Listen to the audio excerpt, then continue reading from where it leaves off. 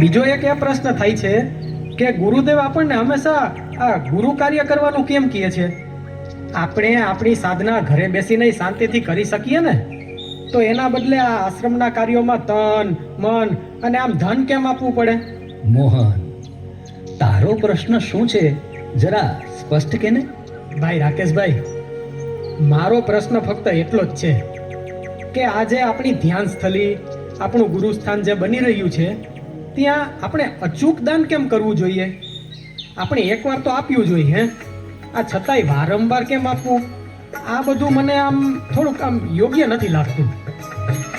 તમે તારા રે ગુરુ મારા અંતરના જવાડા, ઓ મારા અંતરના જવાડા, તમે ખોલો બરમના તાળા, તમે ખોલો બરમના તાળા. જય બાબા સ્વામી રામ કાકા. જય બાબા સ્વામી. આનંદમાં રહો બધા. મોહન બેટા, હા તારા પ્રશ્નોની ઉર્જા છેક મારા સુધી પહોંચી ગયો. આ તારી શંકાઓ બહુ વાજબી છે અને આજના દરેક સાધકે આ સત્ય સમજવું જ જોઈએ. ચાલ, પહેલા આપણે એ સમજી લઈએ કે ગુરુનું મહત્વ શું છે. હા કાકા, આ મને વિગતવાર સમજાવો ને. જો મોહન, હા કાકા. જ્યારે બાળક નાનું હોય ત્યારે એને આંગળી પકડીને ચાલતા કોણ શીખવાડે? એની માતા જ ને. હા શાળામાં અક્ષર જ્ઞાન કોણ આપે? શિક્ષક જ ને. હા જો આ લૌકિક દુનિયામાં પણ ભણવા માટે ગુરુ જોઈએ, તો આ આધ્યાત્મિક માર્ગ પર જ્યાં ડગલે ને પગલે મોહ, માયા અને અહંકારના ખાડા છે, ત્યાં સદગુરુ વગર સાચો રસ્તો કોણ બતાવે? ગુરુ એ કોઈ વ્યક્તિ નથી. ગુરુ એ તો જીવતો જાગતો ભગવાન સુધી પહોંચવાનો નકશો છે મોહન, જે આપણને હિમાલયની દિવ્ય ઉર્જા સાથે જોડે છે. સાચી વાત છે કાકા. ગુરુ આવ્યા પછી જ આપણને ખબર પડે છે કે સાચો ધર્મ અને સાચી ભક્તિ શું છે. બિલકુલ ગીતાબેન. જ્યારે ગુરુ જીવનમાં આવે ને, એટલે સૌથી મોટું પરિવર્તન એ આવે કે આપણી દ્રષ્ટિ જ બદલાઈ જાય. આપણો અહંકાર ઓગળવા માંડે. જે માણસ પહેલા માત્ર હું અને મારું કરતો હતો, એ ગુરુના સાનિધ્યમાં આવીને પ્રભુ અને પ્રભુના સાધકોની ચિંતા કરતો થઈ જાય છે. ગુરુ આપણી અંદર રહેલા પશુને માણસ અને માણસને નારાયણ બનાવવાનું સામર્થ્ય ધરાવે છે. રામ કાકા, મોહનનો બીજો પ્રશ્ન એ હતો કે ગુરુ કાર્ય શું કામ કરવું જોઈએ અને એનાથી સાધકોને શું લાભ થાય, જરા સમજાવો ને. વાહ રાકેશભાઈ, વાહ! શું સરસ મજાનો પ્રશ્ન કર્યો છે. જો સાંભળો ભાઈઓ, આ બહુ મોટી વાત છે. પૂજ્ય બાબા સ્વામીજી તો સ્વયં પૂર્ણ છે. એ તો સદગુરુ તત્વ છે. એમને આપણા કોઈ કામની કે પૈસાની જરૂર નથી, પણ તેઓ આપણી પાસે ગુરુ કાર્ય એટલે કરાવે છે જેથી આપણું કલ્યાણ થાય અને આપણા કર્મો સાફ થાય. પણ કાકા, આ ગુરુ કાર્ય કરવાથી આપણું કલ્યાણ કેવી રીતે થાય? જો મોહન, જ્યારે તું આશ્રમમાં આવીને તનથી સેવા કરે છે, કચરો પોતું કરે છે કે વાસણ માંજે છે, ત્યારે તારા દેહનો અહંકાર ઓગળે છે. જ્યારે તું મનથી સેવા કરે છે, એટલે કે બધા સાધકો પ્રત્યે પ્રેમ અને સદભાવ રાખે છે, ત્યારે તારા મનનું શુદ્ધિકરણ થાય છે. અને જ્યારે તમારા પરસેવાની કમાણીથી ધન ગુરુ કાર્યમાં આપો છો ને, ત્યારે તમારી લક્ષ્મી પવિત્ર થાય છે. સંસારનું ધન વાપરવાથી ખૂટે છે, પણ ગુરુ કાર્યમાં આપેલું ધન હજારો ગણું થઈ અને આત્માના પુણ્ય તરીકે જમા થાય છે. ગુરુ કાર્ય કરવાનો સૌથી મોટો લાભ એ છે કે આપણી સાધનાના બંધ દરવાજા ખુલી જાય છે. અરે બેટા મોહન, આમાં સૌથી મોટી વાત તો એ છે કે તું ક્યારેય એવું ન વિચારીશ કે તું એકલો છે કે પૂજ્ય બાબા સ્વામીજી તારાથી દૂર છે. સદગુરુ ક્યારેય આપણને છોડીને ક્યાંય જતા નથી. તેઓ દરેક સાધક સાથે સૂક્ષ્મ શરીરે 24 કલાક આપણી સાથે જોડાયેલા જ હોય છે. ફરક માત્ર એટલો છે કે ગુરુદેવને એની ખબર છે, પણ આપણને આપણી અજ્ઞાનતાને લીધે ખબર નથી પડતી. કાકા, એ સૂક્ષ્મ હાજરીની અનુભૂતિ આપણને કેવી રીતે થાય? જો દીકરી, જ્યારે જીવનમાં ચારે બાજુ અંધારું દેખાય, કોઈ રસ્તો ન જડે અને અચાનક અંદરથી એક શાંત અવાજ કહે કે ગાંડા, ચિંતા શું કામ કરે છે, હું બેઠો છું ને, ત્યારે સમજી લેવું કે એ બીજું કોઈ નહીં પણ સદગુરુનો સૂક્ષ્મ અવાજ છે. હા કાકા, આવું ઘણીવાર અનુભવાયું છે. સાચી વાત છે.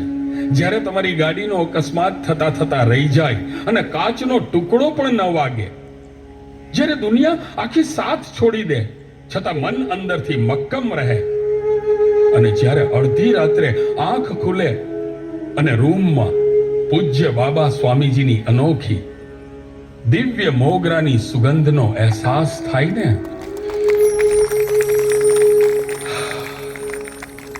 ત્યારે સમજી લેવું કે સદગુરુ સદેહે ભલે ગમે ત્યાં હોય, પણ સૂક્ષ્મ શરીરે આપણી એકદમ નજીક ઊભા છે અને આપણી પીઠ પાછળ રક્ષણની ઢાલ બનીને ઊભા છે. એ આપણી ભક્તિમાં છે, આપણા હૃદયના ધબકારામાં છે. હવે રહી વાત ધ્યાન સ્થલી કે ગુરુસ્થાનના નિર્માણમાં અચૂક દાન કેમ કરવું એની. મોહન, હા કાકા. આ દુનિયામાં હોસ્પિટલ બનશે તો શરીરનો ઈલાજ થશે, સ્કૂલ બનશે તો મગજનો વિકાસ થશે, પણ જ્યાં ગુરુ શક્તિ ધામ કે ધ્યાન સ્થલી બને છે ને, ત્યાં માણસના આત્માનો ઉદ્ધાર થાય છે. આવનારી પેઢીઓ ત્યાં બેસીને મોક્ષ મેળવશે. એ જગ્યા એ સામાન્ય જગ્યા નથી, એ પૃથ્વી પરનું વૈકુંઠ છે. પણ કાકા, જો કોઈએ એકવાર દાન આપી દીધું હોય તો એણે ફરીથી શા માટે આપવું જોઈએ? ગીતાબેન, આપણી માયા અને વાસનાઓ પણ રોજ નવી નવી જન્મે છે ને. આપણે રોજ સંસારમાં રહીને કેટલાય પાપ અને કર્મો ભેગા કરીએ છીએ. આપણું ધન રોજ અશુદ્ધ થાય છે. આ ગુરુસ્થાન એ એવું દિવ્ય ક્ષેત્ર છે જ્યાં દાન આપવાથી આપણી 7 પેઢીઓ તરી જાય છે. ભલે એકવાર આપ્યું હોય, પણ જ્યાં સુધી એ દિવ્ય નિર્માણ ચાલતું હોય ને, ત્યાં સુધી યથાશક્તિ અચૂક આપવું જ જોઈએ. કારણ કે એ તક આપણને વારંવાર નથી મળતી.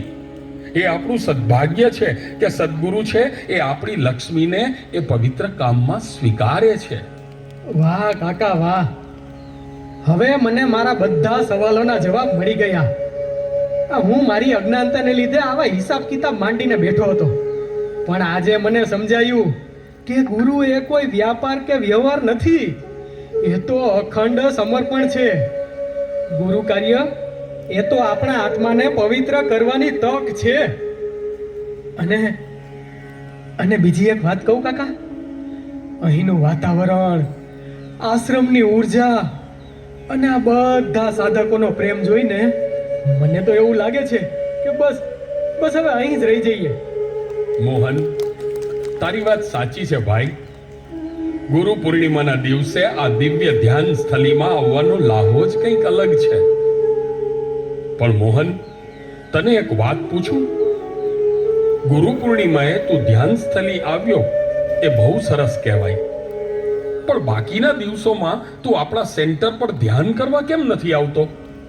અરે કાકા, હવે તો હું પણ ઘણા સમયથી ગુરુદેવ સાથે જોડાયેલો છું અને આ ધ્યાન કેવી રીતે કરવું ને એ બધું બરાબર સમજુ છું. સેન્ટરે આવીએ ઈ તો બરાબર, પણ બાકીના દિવસોમાં સેન્ટર સુધી જવાની જરૂર શું છે? આ ઘરે બેસીને શાંતિથી ધ્યાન કરી લઈએ તોય ચાલે ને. એમાં ધ્યાન તો ધ્યાન જ છે ને કાકા. જો મોહન, આ એક ગંભીર બાબત છે. હું ઘણા સમયથી જોતો રહ્યો છું. વહાલા સાધક ભાઈ બહેનો, તમારામાંથી ઘણાને એમ લાગતું હશે કે ઘરે ધ્યાન થઈ જાય એટલે આપણી સાધના પૂરી થઈ ગઈ. પણ આપણે એ કેમ ભૂલી જઈએ છીએ કે ગુરુદેવ આપણને સેન્ટરે આવીને જ ધ્યાન કરવાનો આગ્રહ શા માટે રાખે છે? જરા વિચારો, આપણા જેવા જૂના અને અનુભવી સાધકો જ જો ઘરે ધ્યાન કરીએ તો ચાલે એમ માનીને સેન્ટરે જવાનું બંધ કરી દેશું ને, તો પછી આપણા સેન્ટરોનું શું થશે? નવા આવનારા સાધકો કોને જોઈને શીખશે? ગુરુદેવના શબ્દો યાદ કરો સાધકો. ગુરુદેવ કહે છે કે વિશ્વના બધા જ સાધકો આપણા સેન્ટરો અને આપણા સાધકોનું બહુ બારીકાઈથી નિરીક્ષણ કરતા હોય છે. ગુરુદેવના સાનિધ્યમાં અને આશ્રમમાં રહેતા સાધકો શું કરે છે, શું ખાય છે, શું પીવે છે, કેવું બોલે છે, તેમની નિયમાવલી અને આચાર સંહિતા કેવી છે, આ બધી જ નાની નાની વાતો પર એમની નજર હોય છે. ગુરુદેવ એમ પણ કહે છે, જો મારા સાનિધ્યમાં રહેતા સાધકે કે આપણી જગ્યાએ રહેતા સાધકે એક પણ ભૂલ કરીને તો એ ભૂલનું અનુકરણ આખું વિશ્વ કરશે અને એ ભૂલ આખા વિશ્વમાં ફેલાઈ જશે. કારણ કે લોકો માને છે કે આ તો સ્વામીજીના સાનિધ્યમાં થયું છે એટલે સાચું જ હશે. હવે તમે જ વિચાર કરો, જો આપણે જૂના સાધકો જ સેન્ટરે નહીં જઈએ અને ઘરે જ બેસી રહીશું તો આળસ આખા વિશ્વના નવા સાધકોમાં ફેલાઈ જશે. આવી ભૂલ આપણાથી ક્યારેય ન થવી જોઈએ કે જેથી એવું કહેવાય કે આ ભૂલ આપણા જ આશ્રમ કે આપણા જ સ્થાનથી શરૂ થઈ છે.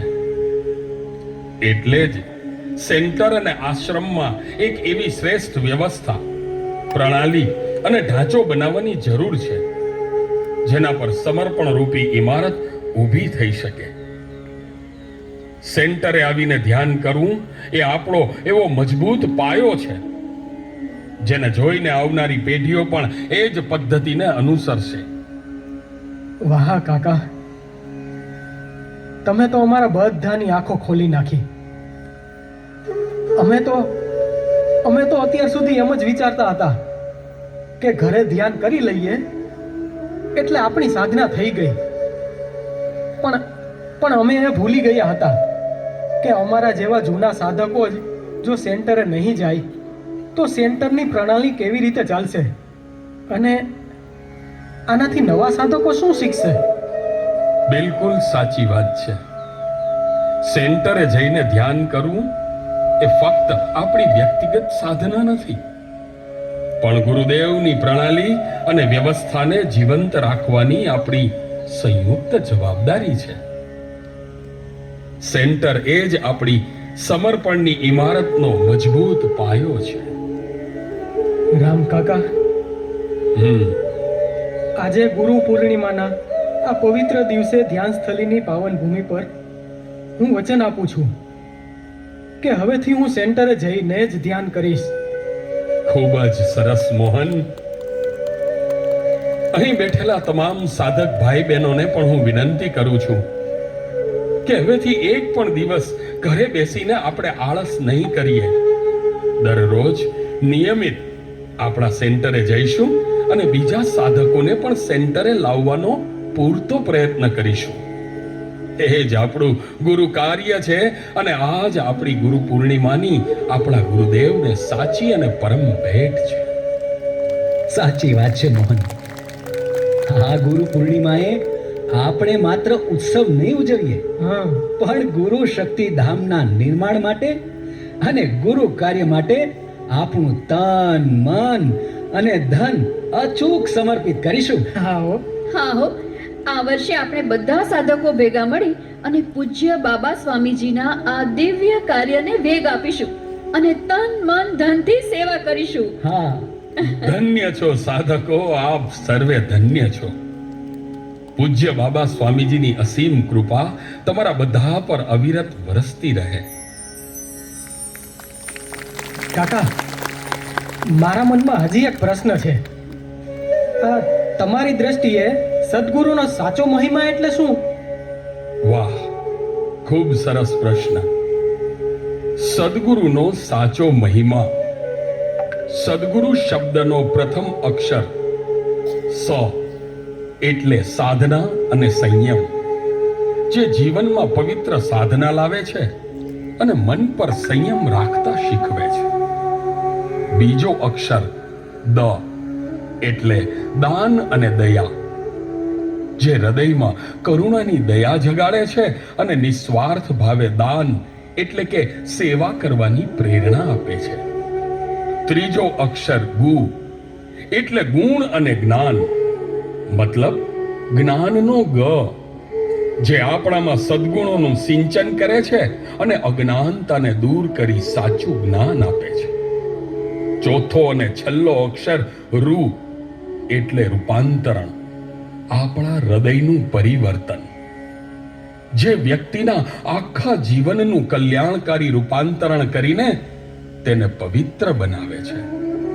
ટૂંકમાં કહીએ તો જે આપણા જીવનમાં સાધના સંયમ લાવે, દાન દયા શીખવે, સદ્ગુણો ખીલવે અને આપણું સાચું રૂપાંતરણ કરે ને, એ જ સાચા સદ્ગુરુ. તો ચાલો ગુરુ પૂર્ણિમાના આ પાવન દિવસે આપણે સંકલ્પ લઈએ કે સદ્ગુરુના વચનો જ આપણું જીવન છે અને સમર્પણ માર્ગ એ જ સાચું ગુરુ કાર્ય છે. જય બાબા સ્વામી, જય બાબા સ્વામી, જય બાબા સ્વામી. જય બાબા સ્વામી. हिमालय की गोद में था वो पला, आया वो धरा पे गूंजा नाद था. हिमालय की गोद में था वो पला, आया वो धरा पे गूंजा नाद था. मुश्किलें जो आए ढाल वो बन जाए, विश लिए वो तुम्हारा सा. जय हो जय हो जय हो जय हो गुरुदेव, जय हो जय हो जय हो जय हो गुरुदेव, जय हो जय हो जय हो जय हो गुरुदेव, जय हो जय हो जय हो जय हो गुरुदेव.